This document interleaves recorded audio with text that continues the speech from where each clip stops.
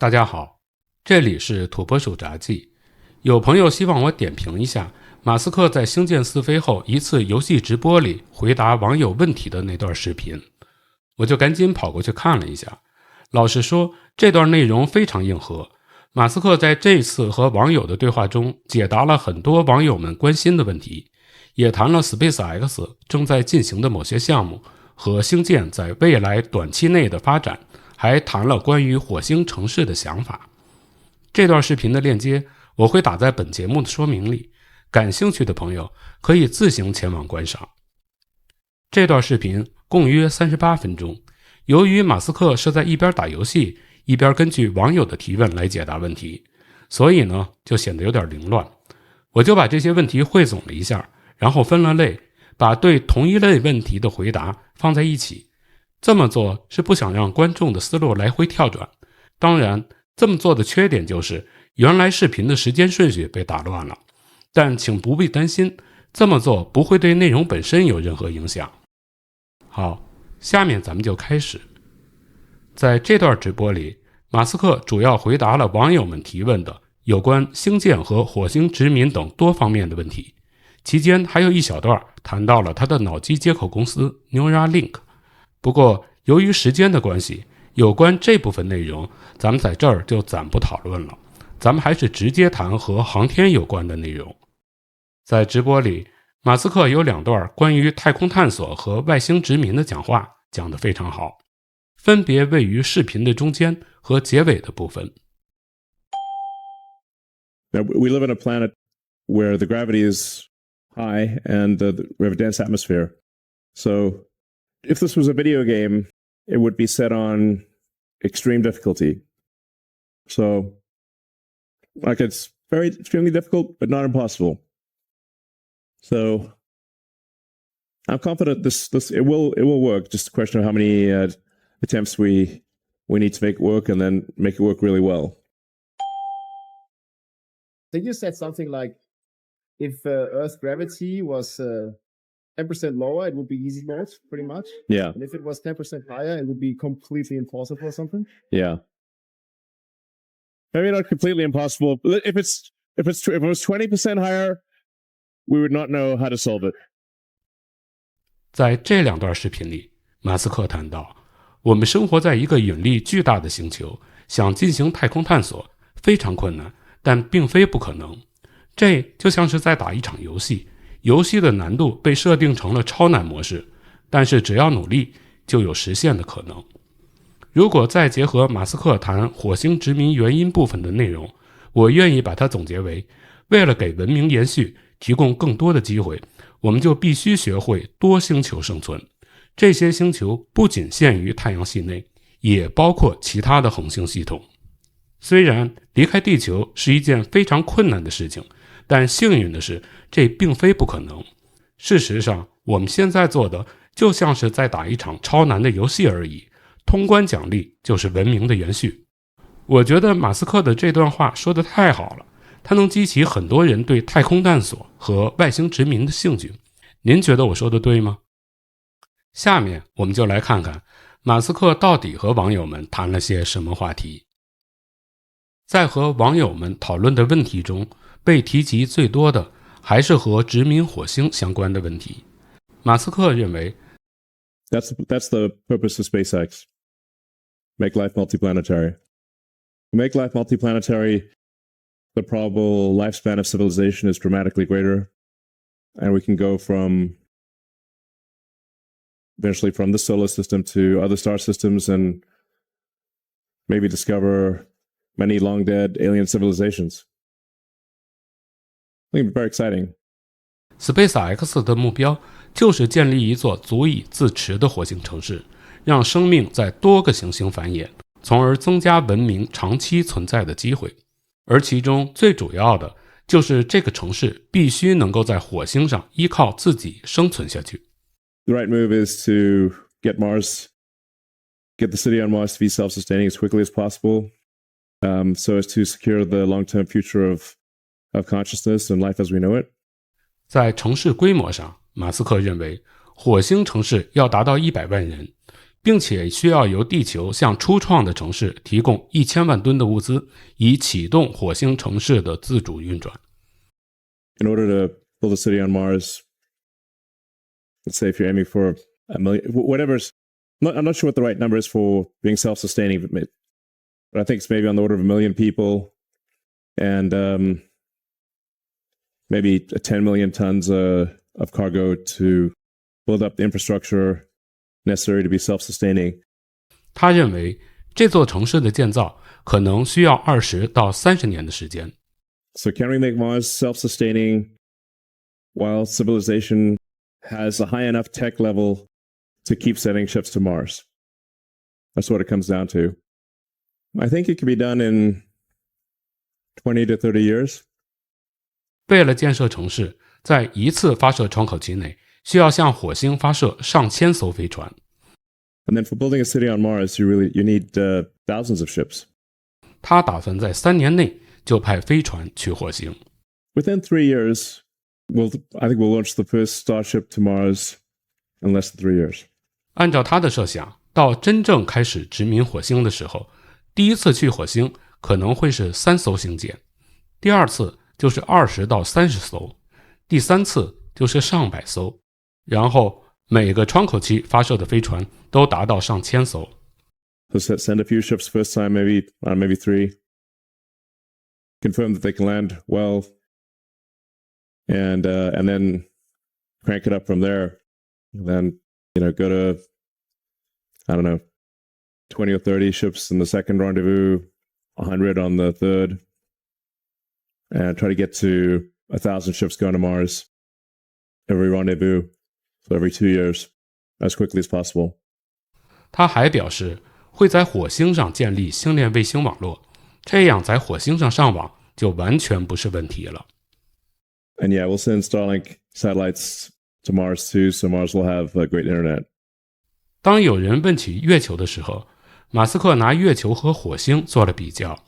他认为月球与地球的距离比火星近，但月球的资源比火星少，而且如果地球的文明消失，月球文明很可能也会消失，但火星文明却因为距离较远的原因，可能可以存活下去。The moon's basically in the backyard compared to Mars. But Mars is obviously Mars is a real planet, and has a lot more resources than the moon, and it's much more likely that if something were to happen to Earth, Mars is more likely to survive than a moon city, because you can shoot a moon base from Earth. It's very hard to shoot a Mars base from Earth. So Mars is more likely to survive than the moon if there's some global thermonuclear war. 网友们热议的第二个问题就是星舰飞船的热防护问题了。之所以热防护会成为讨论的热点之一，当然是因为4飞的星舰飞船返回的时候被烧毁的多面。马斯克向大家介绍，星舰飞船并非像从外面看到的那样，仅有黑色的防热瓦一层防热结构。事实上，在防热瓦下面还有一层由热烧石材料组成的防热结构。马斯克还解释，4飞的星舰飞船有些地方没有安装防热瓦的原因，就是为了测试第二层防热结构的性能。他强调，热烧石型防热材料并不适合多次重复使用的航天器，但它可以用来应急。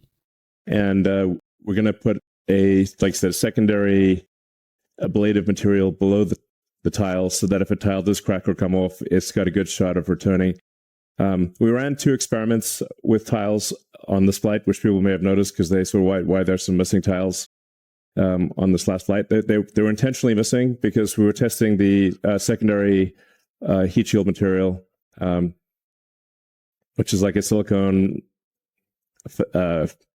felt ablative. It's not good for reuse, but it's good for saving your butt if a tile cracks or falls off.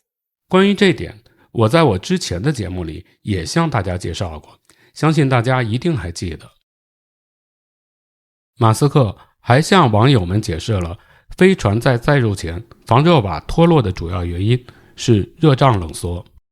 Have them work well because the tiles are ceramics. They're like a coffee cup or a dinner plate. So you got a whole bunch of dinner plates stuck on the side of a rocket that is shaking like hell. And it's shrinking cryogenically with the propellant and then expanding under pressure. And then you've got the tiles expanding when they get hot. So there's a lot of expansion and contraction happening while trying to keep all these brittle tiles from cracking or falling off. 为了解决防热瓦脱落的问题，马斯克说会采取相应的解决措施，其中就包括在飞船的外表面增加必定的固定骨骼 skeleton。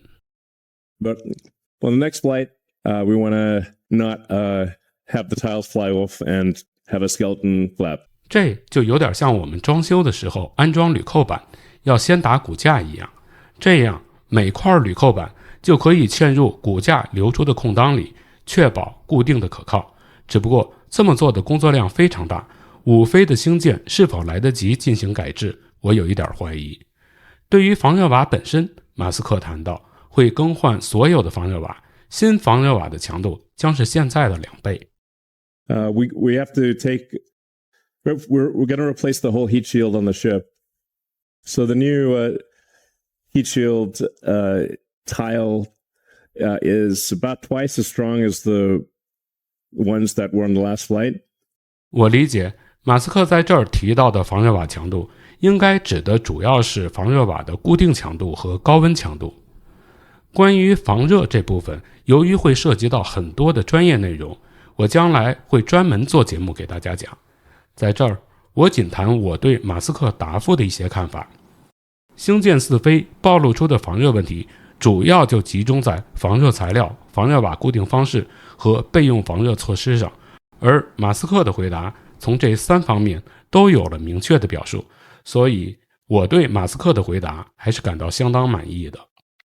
在用筷子回收超重方面，马斯克在视频开始的时候就提出将尽快用筷子回收超重。Unless something comes up that we think is problematic, we'll try to bring the booster back and catch it with the giant Mechazilla arms. 并谈到用筷子回收超重会让他感到非常兴奋。Aspirationally, catch this gigantic rocket. It's going to boost back. I mean, like excitement is guaranteed. Success, not necessarily, but it won't be boring. 他认为 IFT-5 任务如果用筷子回收超重，成功的概率会超过 50%。 Mechazilla's got a decent chance of catching the rocket. Probably, I don't know, 50% chance. 马斯克认为，参考猎鹰9号火箭1级回收试验所经历的失败次数，筷子回收超重想要完全成功，可能需要进行14次实验。 And just like Falcon 9 landings, it took quite a few attempts before it worked. Like it was like 14 attempts all in, depending on how you count it. And now it's, knock on wood, it's somewhat routine that the Falcon 9 booster lands. 在如何保证前期的筷子回收过程中发射塔和发射台的安全方面，马斯克的解释是，返回的超重会先降落到接近筷子的海面上，并进行自检。当确认正常后，才飞向筷子，让筷子夹住，否则就在海面上自毁。 The ship comes back, gets caught by the Mechazilla arms, and is then placed back on top of a booster for immediate reflight. That's the goal. 这个解释还算过得去吧，但我更关心的是它的具体实施过程，特别是重返的超重最后移入筷子工作范围的那段过程到底要怎么样实现。我设想的一种方法是，超重在离筷子一段距离的海面上方，在较高的高度，发动机就进行点火制动，把超重的垂向速度降到一个很低的水平，然后用于制动的内圈3台发动机和中圈10台发动机里，中圈的10台发动机关机，超重在内圈的3台发动机的推动下，以极低的垂向速度缓慢下降。在判断各系统都工作正常之后，发动机的喷管摆动，此时有可能还需要其他的装置来辅助，使超重以斜线轨迹切入筷子的工作范围，最后再被筷子夹住回收。不过这纯属我自己的瞎想，至于最后是否是这样，还有待于事实的验证。在星舰的后续发射和相关问题方面，马斯克谈掉了以下几点。第一，就是1个月以后进行星舰的第5次发射。Next launch, Starship launch is probably in about a month. 第二，就是 SpaceX 在佛罗里达州的星舰发射场明年下半年就能投入使用。And how long before Florida gets to see a Starship launch? We're aiming to have Starship launch capability out of Florida around the middle of next year. So hopefully first launch before the end of next year. 第三点就是星舰还在继续发展，新版星舰会更长，运载能力也会更大。It's going to get taller with newer versions. Starship, a stretched version of Starship should be able to achieve a 200-ton payload to orbit with full reusability. 此外，马斯克还谈到 SpaceX 在其他航天领域的发展。他们正在和加州大学伯克利分校的索尔彼得合作，准备搞一个太空望远镜，分辨率是哈勃太空望远镜的10倍。这对天文学无疑是一个极其令人振奋的消息。And we do have a interesting satellite program with UC Berkeley and Seoul Perlmutter, where Seoul wants to take a ground telescope, a lens for a ground telescope, and put that in space, which would be, well, that ground lens wouldn't be competitive on Earth. In space, it would be epic. So to be combining that lens with more advanced electronics, it probably is roughly 10. It would probably be roughly 10 times the resolution of Hubble. 作为普通人，以后我们将能看到更多恢宏的太空照片了。